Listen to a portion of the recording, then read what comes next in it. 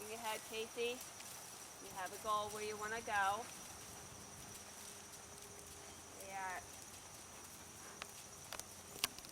Flatten it between your shoulder blades, Melissa. Step there. And that way, see how you get a little bigger walk there? Just by softening a little in those shoulder blades and let them slide up and down.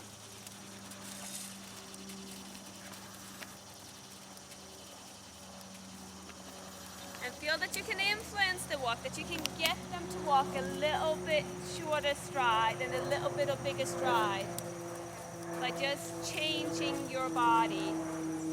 As you follow the movement, slow down the movement and see what the horse does. And if you want to go a little bigger, then you make that movement with your seat bones a little bit bigger.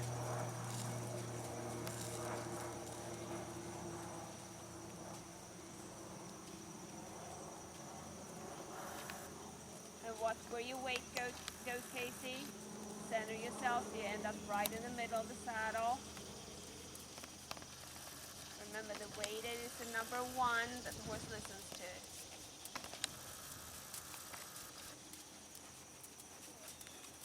Yeah.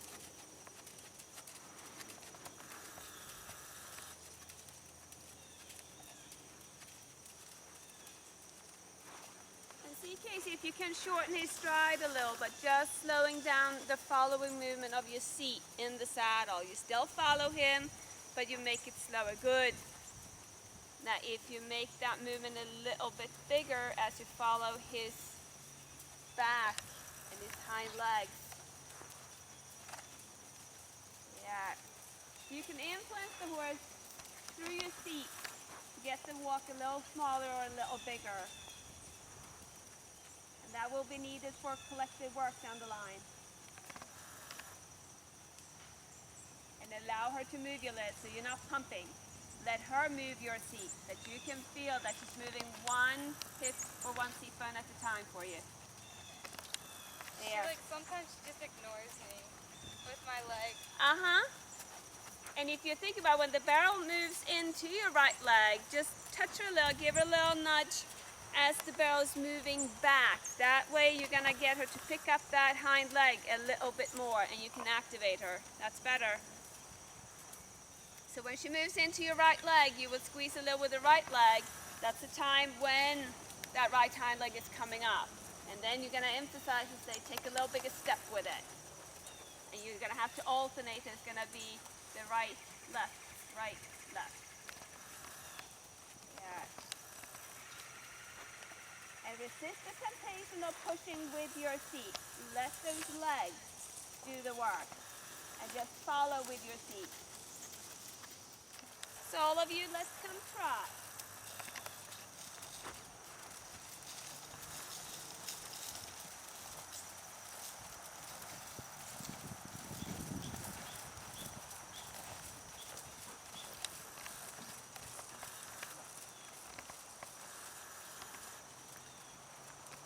Now all of you are skilled enough. Feel free to put circles in.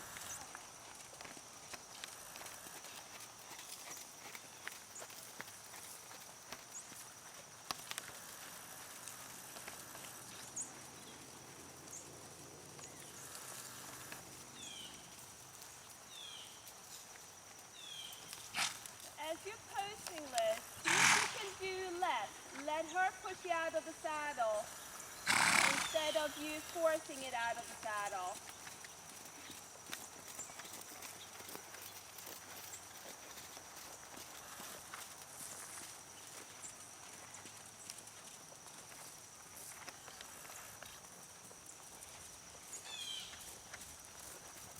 And soften that hand, Casey. Allow him the movement. If he goes a little faster, rebalance yourself, check in where your center is. If you're balanced, you can slow him down that way. Yeah.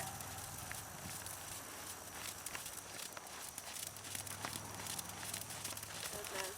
That's better with your posting. Allow her back to move you and push you out of the saddle. You're supposed to receive the push and then sit down so you're able to receive it again.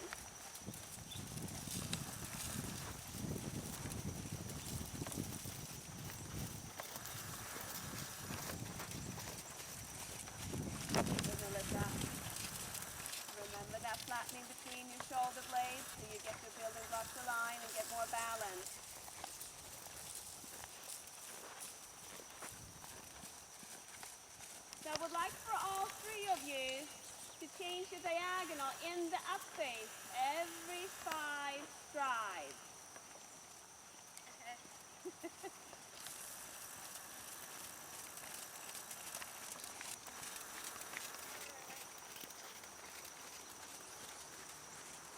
Remember you made me do this another time. Yes. And it works well to get your balance. It works well to get your leg where it needs to be. You're going to end up being more balanced. If, when you change diagonal in the up face, if you hit the saddle, it tells you you were not balanced. The legs were most likely a little too far forward or too far back. When you can change the diagonal in the up face with ease, that tells you your building blocks are pretty well aligned and you're balanced. And if you can manage every 5 strides, oh, that was the down face, Casey. Think about changing the diagonal in the up face every 5 strides. When that's easy, you're going to go to every 4 strides.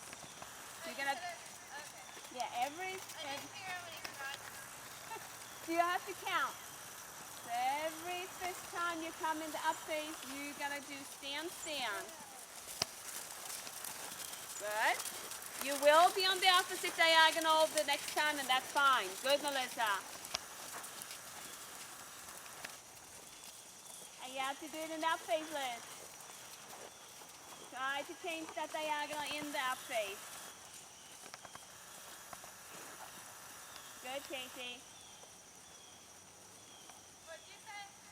Change your diagonal in the up face every 5th stride. Oh, okay. Good. Yeah. So go and change the diagonal in the up face every 4 strides.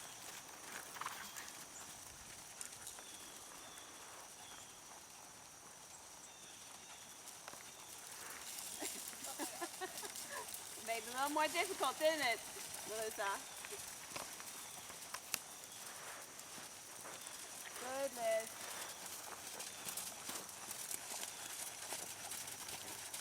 Yes, good, Casey. So go ahead and change the diagonal every 3 strides.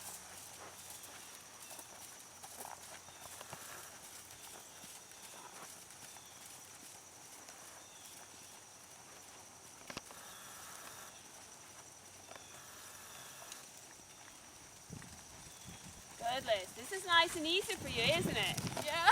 Yes. So what do you feel different in your body when you keep doing this? Does it feel anything different? I'm more balanced. Okay. And I'm more like steady. Yes. So when your building blocks in your body is where it needs to be, then this is easy. If you get a little out of alignment somewhere with your shoulder, your leg, or your center, this is going to be difficult. Yeah, and can you feel how you get pushed back a little, Casey, now and then? So allow to open up that hip a little bit more and softening your lower back. So go ahead and do, if every 3 strides is easy, go ahead and do every 2 strides. And it's not a competition, it's just a matter of finding the balance. For some people it's easier than others. Good, Liz.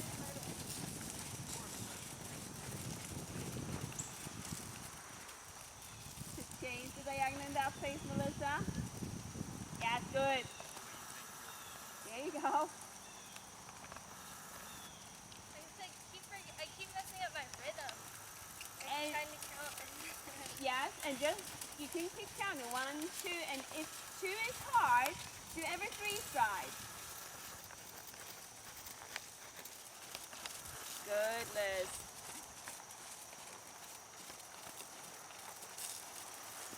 Yeah, so go back to normal posting and compare. Is your posting any different now compared to before we were doing this change in diagonal in the up face?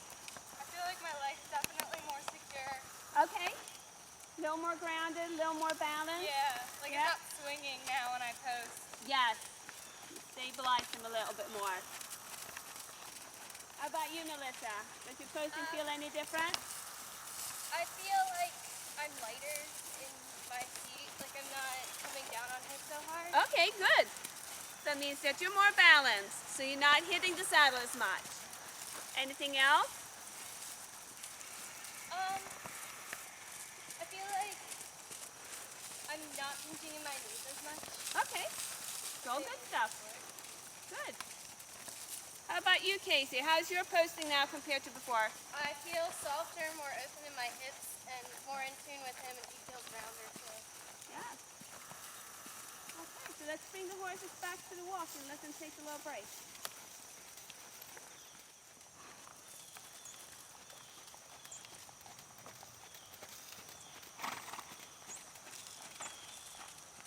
So we're just going to do a little recheck this direction. For those of you who were able to change the diagonal every 3 strides, go ahead and do it. If you were able to do every 2 strides that you changed in the up phase, go ahead and do so. Might be easier, might be more difficult this direction. All it is information for you. And try to change in that up phase, Casey. And now there, so you stand. Good.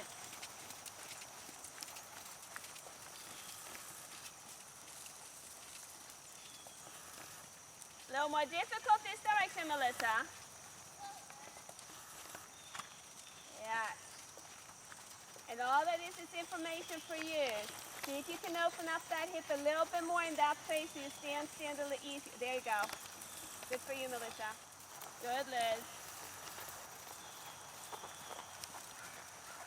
So this is also a way, besides making you guys more balanced and keeping your body aligned in a proper way, it's also a way to influence the rhythm in the horse. If a horse has a little hard time keeping a set rhythm and tempo, this is an exercise you can do to help them.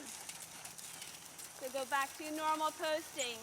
See, did it make a difference? And make sure you're on the correct diagonal.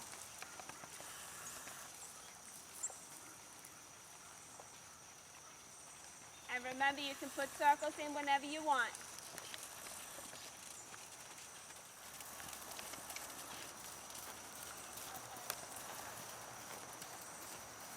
And if you need to put in some lateral work, Casey, go ahead. Okay.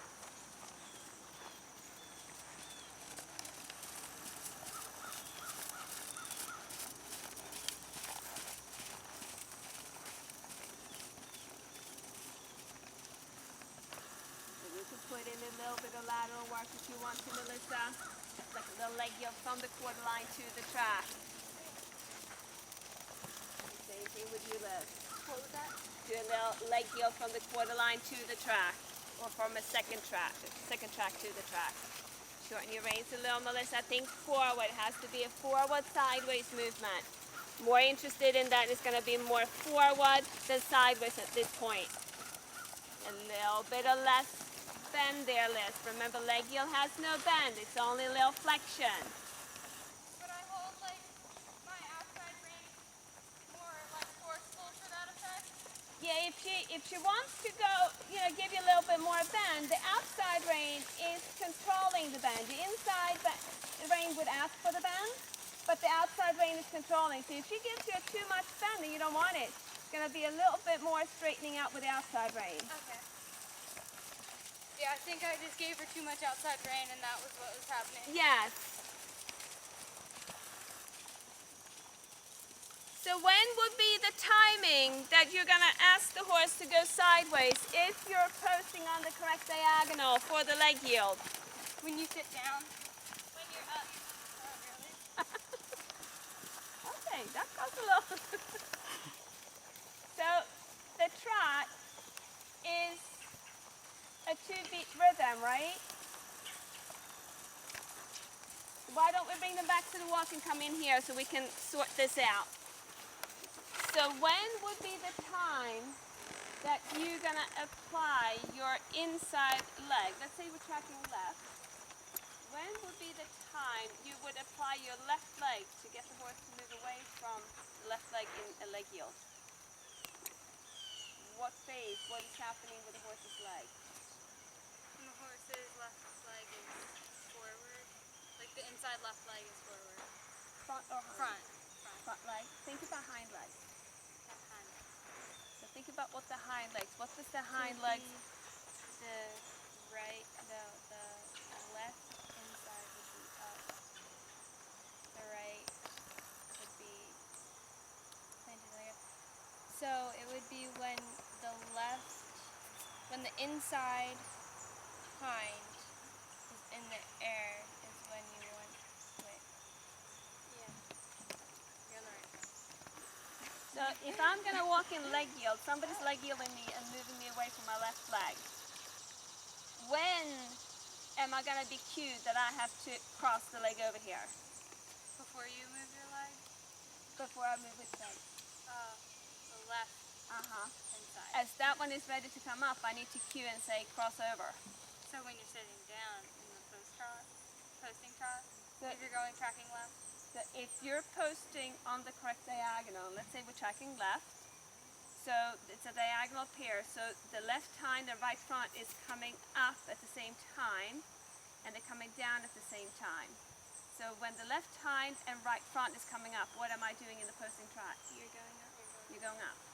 So by the time I'm already, if I cue as I'm in the up phase, that left hind is already in the air. So I'm limited how much I can influence it. So in the phase, when the left hind is ready to come up, the right front is also ready to come up. And that's when I'm ready to leave the saddle to go up in the posting So trot. when you're ready to leave the saddle, you do it. As you're ready to move up. If you post on the correct diagonal, if you decide to post on the opposite diagonal, It'd be when you're getting ready to sit down. yes, and if I cue at that moment, I can use both leg and seat. So if I have a horse that's a little sticky to move sideways in the leg yield, I might opt to be posting on the opposite diagonal so I can use both seat and my leg to get the horse to cross over. There's also the option that you can sit the trot as long as you can feel, because when you sit the trot you can use your seat and the leg at the same time. So by thinking that I'm going to be moving ready to go up out of the saddle as I ask for the leg yield, if you're on the correct diagonal. If you're on the opposite diagonal, it's when you're sitting down. There's another benefit of asking for the leg yield as I'm posting on the opposite diagonal, so as I'm sitting down, and that is a little passive resistance. When I'm sitting down, the horse has to engage a little bit more with that inside hind because I'm coming into the saddle. You follow me there? Yeah. So if we take the leg yield, that's a nice easy to go out to the track. If you decide that you're going to be on the opposite diagonal, you're going to make the horse work a little bit more with that inside hind, but they also have to cross over. And if you were to put this on a circle, remember how we decrease and increase the circle?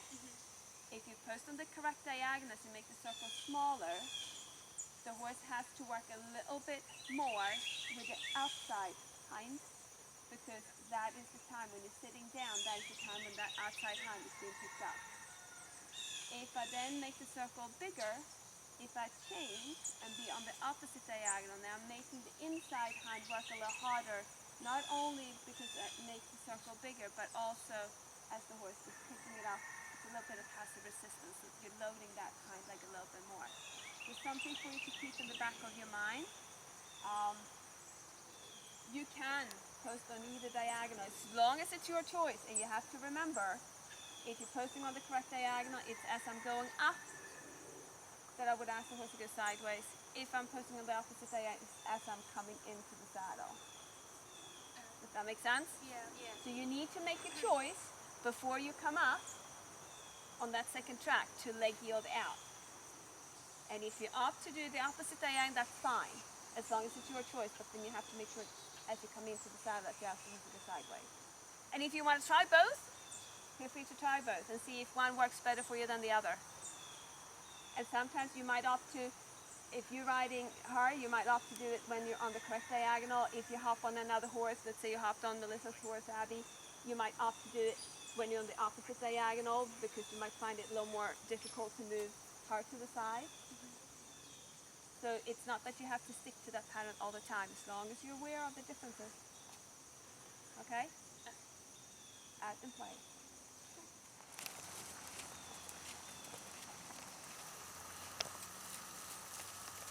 And make sure you find a good rhythm and tempo.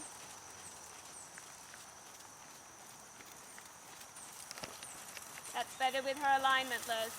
And you're starting to lose the shoulder there at the end. Did you notice that? That felt a lot easier. Yes.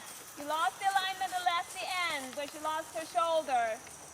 So as you get closer to the track, you might have to do a little bit of a reminding half up with the outside rein, just to keep her aligned. Okay. Good. Good, Casey.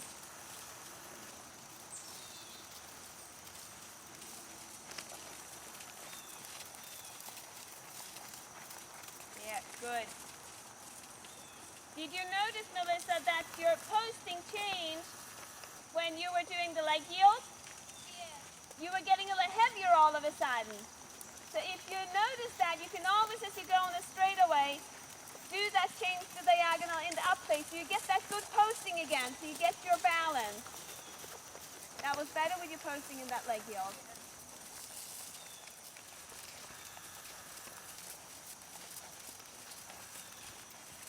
Good, Casey.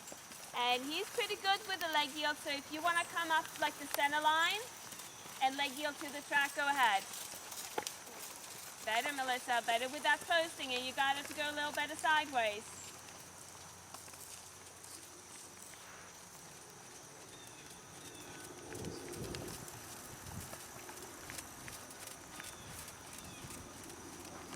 Yes, yes. Good, Liz. Just monitor the tempo so she doesn't speed up.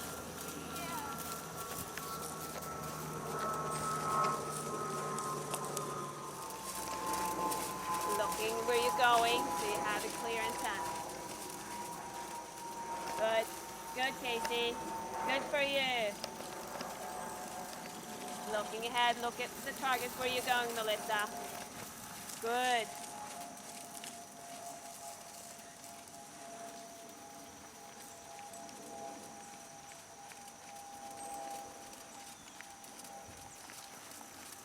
Look where you want to go. Have a clear intent. Where are you planning on coming out on the long side? Good, Liz. Good. Good. So go ahead and change direction. Looking ahead, Melissa. Find that flattening between your shoulder blades.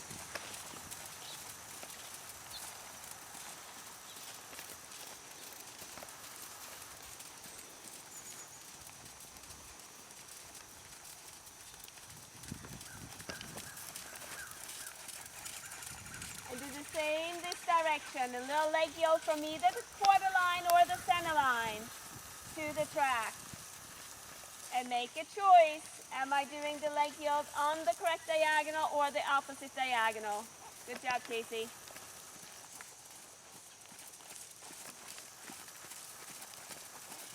Thinking forward and sideways, Melissa. Good. Little less of bender flexion. She can be a little bit more parallel and to the long side. Just so you get hold of that outside shoulder a little more. She's not falling out a lot, but it's there. Yes, good, Liz.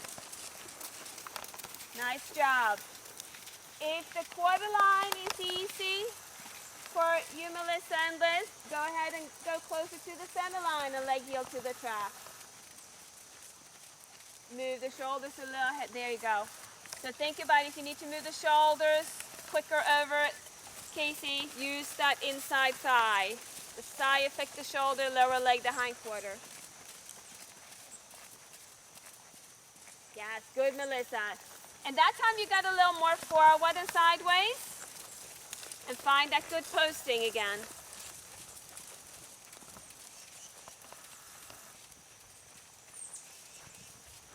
Good.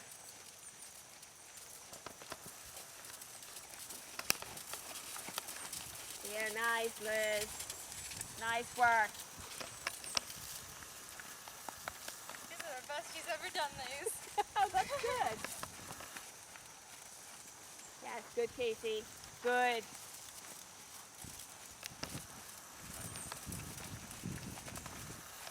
Good job. have a goal, have that clear intent. Where do you want to come out, Melissa? The left rein half will stop the shoulder. She got a little quick there with the shoulder, didn't she? But she responded nicely going sideways. You just need to control that shoulder. Think about that your thigh is affecting and suppling her front end, her shoulder, and the lower leg is affecting and suppling the hindquarters.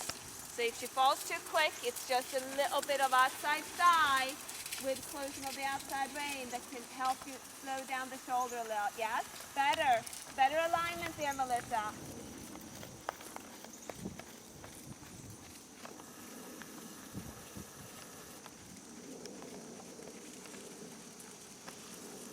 Yes, good, Casey.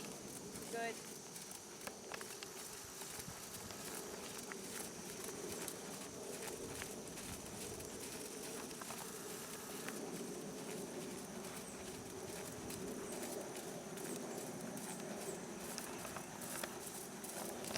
Look at the point where you're going out, Melissa. Good. Yes. Yeah. Good job. And bring them back to the walk and let them take a low break and come on in here. Because I realized I was doing it every time, like, I was about to sit down. So it was off and she wouldn't move over. Yeah. She would just really bend her neck, like overbend. And Yes. I thought it was just because she didn't want to do it, but I found it was my fault. Well, if the timing is right, it's there. If Yeah. you're gonna ask them to move away and move away from your right leg, if you ask them if they're ready to pick up that right hind, then they can do it. Yeah, If like they she ask, understood it. if you ask when they're here, there's no way. And by the time this comes around, they're forgotten. They live in the moment. So the timing is so important. And this is, if you know when to cue to activate a certain hind leg, and then learning to feel it when that's ready to be picked up, then it's going to be a lot easier. It's hard to figure it out, but it's there. Yeah. So that made a huge difference for you. Yeah, definitely. That was the best she's ever done those. And she was pretty nice and balanced and forward. Yeah. And I was able to keep it, like, my tempo steadier. She wasn't, like, speeding off. Yes. Because usually she just gets frustrated with me because she doesn't understand what I'm telling her, and now I know why. So. Good. How about you, Casey? I tried it a couple times on the opposite diagonal and it did help me. And then I switched to the correct diagonal, and then I felt like it was easier to keep them straighter. Okay. And I it's shouldn't use nothing them. right. Try both ways and see which one works for you and your horse. And like I said, you might, if you hop on a different horse, you might do it a different way. If you do it on the opposite diagonal and another horse, you do it on the correct diagonal. You just need to know when to squeeze and ask the horse to go sideways. And just like you say, it was easier for you to keep them a little better aligned, being on the correct diagonal and asking him to go sideways. How about you, Melissa?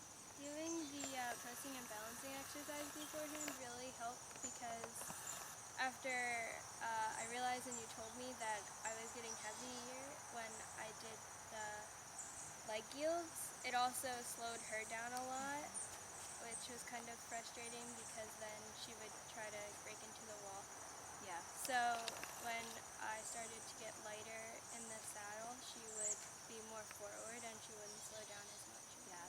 And then you got a little better, more forward and sideways, and all of a sudden you could even do the leg yield from the center line with no problem. Yeah. So this changing the diagonal in the up phase can help in so many ways. It helps with rhythm. It helps with the balance of the rider. And in your case, you got a complete different posting. So anytime I feel that all of a sudden my posting is not where it should be, that I'm a little heavy or get left behind, you can throw in a couple of those. That you just change the diagonal in the up phase, maybe randomly, and just making sure you are where you need to be, and that your legs are where they need to be. And in your case, it was that you just got a little left behind and had to go with the motion. And she's usually pretty nice and steady in her rhythm and tempo, but by you getting a little left behind, she's like, well, I gotta drag you. So that made a big difference. Good. So let them walk for a little bit and then we'll continue. So go through those 5 imaginary cones down the long side. Really feel like you change the bend around each one of them. Good, Liz.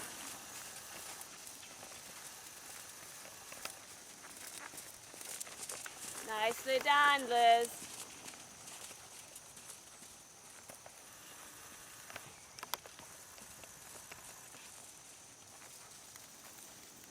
A little softer in your hand. Think about that carried hand, the straight line from the elbow through the wrist to the bit.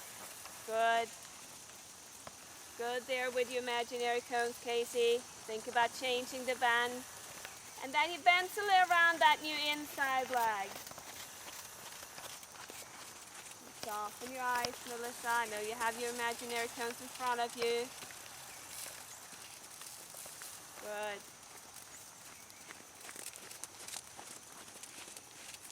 There, good job. So next time you come down with your 5 imaginary cones, when you go around the last one, I want you to pick up the right lead canter. And you're going to canter down the long side and then bring them back to the trot.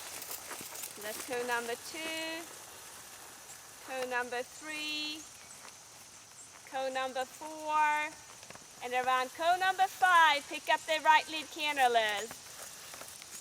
Good, and keep cantering down the long side and then bring her back to the trot and do that again. Go ahead, Casey. Same thing for you. When you come around the 5th toe, you're going to pick up the right lead canter. Think about the bend in your elbow.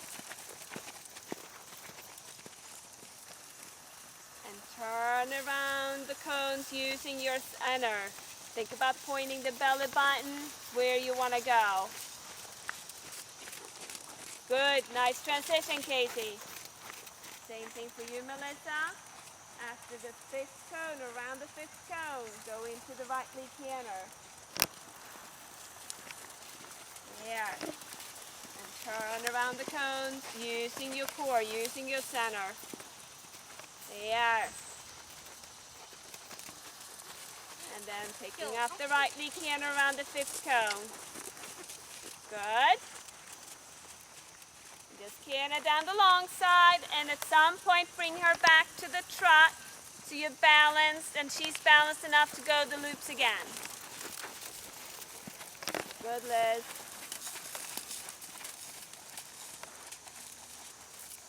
Looking ahead with the soft eyes. And then ask for the canter right there. Good, nice job. If you ask the horse as you go around that last imaginary cone and you have a little bit of bend, the horse is already working a little more with the inside hind leg. Good, Casey. Think about turning from your core, from your center. And there, as you have the bend, you ask for the, yes, nice job.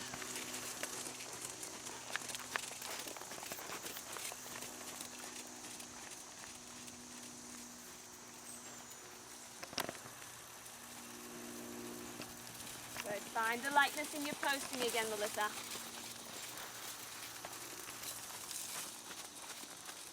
Yeah, that's better. And then as you bend her around the right leg, you ask for the canter. Good. One more time before we change direction.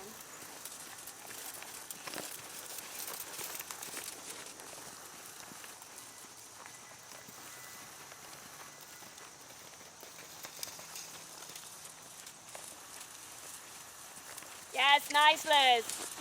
Nice transition.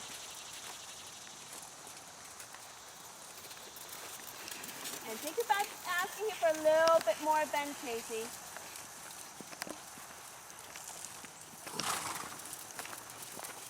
Yeah, good. And that he bends a little bit more around that inside leg.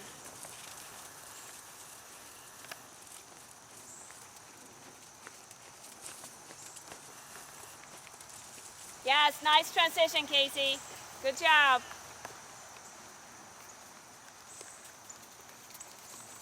Good. You have your 5 imaginary cones lined up.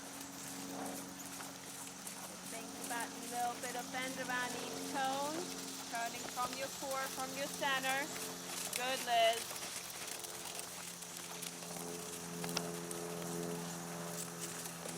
And And at the end, after the 5th cone, ask her for the left lead canter. Yes, nice. Nice and prompt. She popped her head up a little, but it was nice and prompt.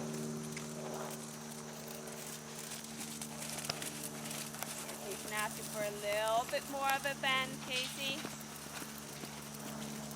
And after the 5th cone, around the 5th cone, pick up that left lead canter. Yeah, you can pick it up a little bit earlier as you make that turn around that last cone.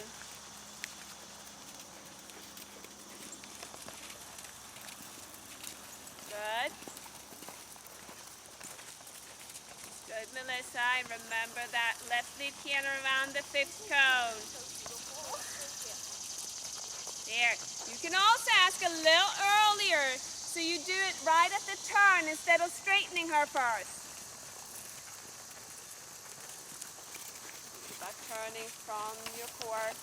Good, Liz.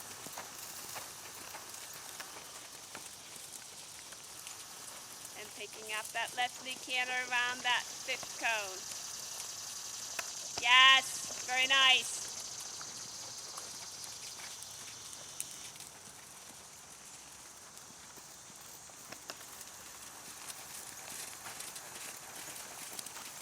Good, Casey.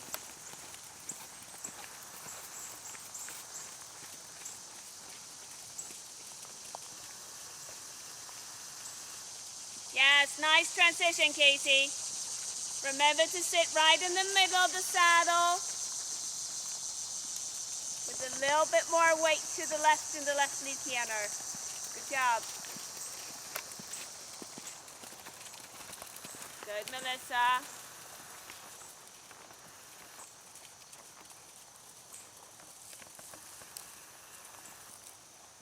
Yes, better. You had the timing better. She fussed a little there.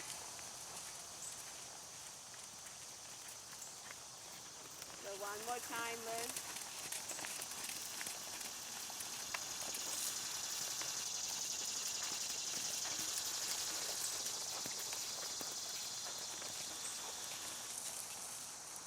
Yes, nice, Liz. Good job.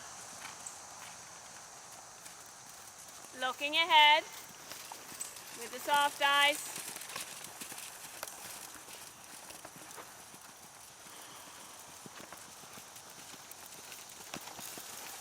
Good, Casey. Yes, nice transition, Casey. Yeah, you can bring her back to the walk, Liz. Yeah, that's better with your seat in the middle, Casey. Looking ahead. Think about that you're looking ahead towards the end of the long side, Melissa. You get a little softer eyes.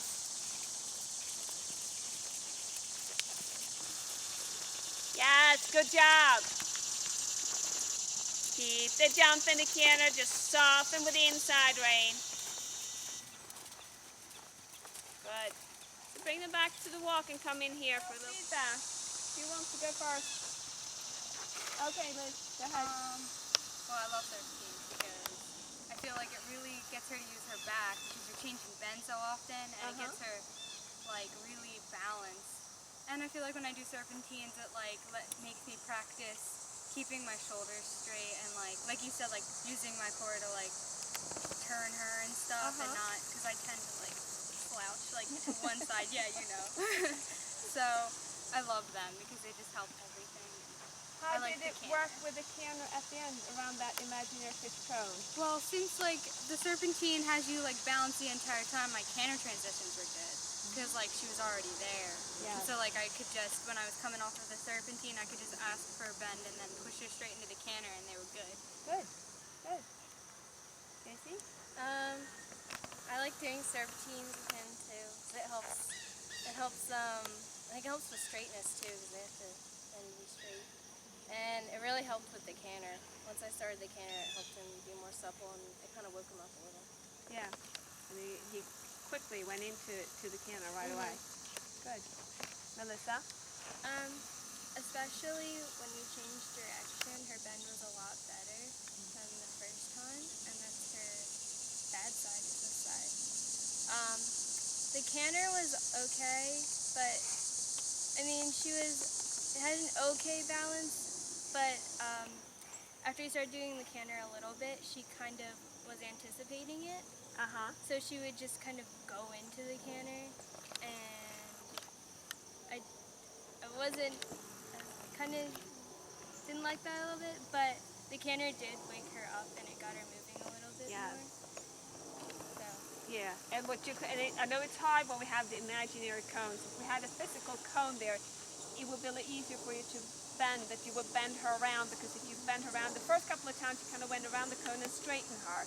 And the whole purpose is to come around from the bend, because as you come with that bend and a little bit more bend to the inside, and on that turn, that inside hind is already working a little harder, stepping underneath, and that helps you getting into the canter. It's a nice exercise if I have a horse that's fussy picking up a certain lead, that I can do this and then emphasize and get the horse into the correct lead. Very good. Feedback overall. What are you going to bring with you? Pick one or two things. Yeah, we might as well start with you then. Well, definitely do, before if my posting, because sometimes I do get on it and it does feel awkward, but I'm just like, oh, it's just me, it's not even different, it's just what I think it is, but after I did that, it felt so much better, after doing the posting exercise, so I should do that more often, and pushing her definitely towards the walk and not go like this. Yes. Because that's probably uncomfortable for her too, because it's uncomfortable for me. Yes, if you push, find the movement first.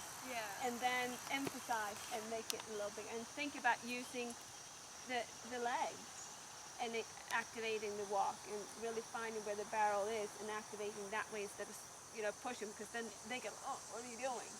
And definitely the lateral work, the leg yields. Good. Definitely, I should start doing You that. got 3 things already. Yeah. How about you, Casey? first thing I want to take away is at the walk when you told me to shorten a stride with just my seat. I guess I didn't realize that my seat was that effective. Mm-hmm. And then just allowing it to get bigger. Yeah. So I definitely want to do that more.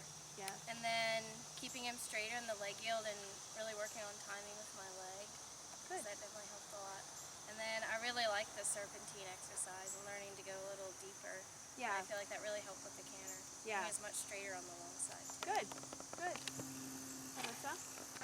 Especially the keeping the shoulder blades back, but that really shouldn't count as one because I knew that already.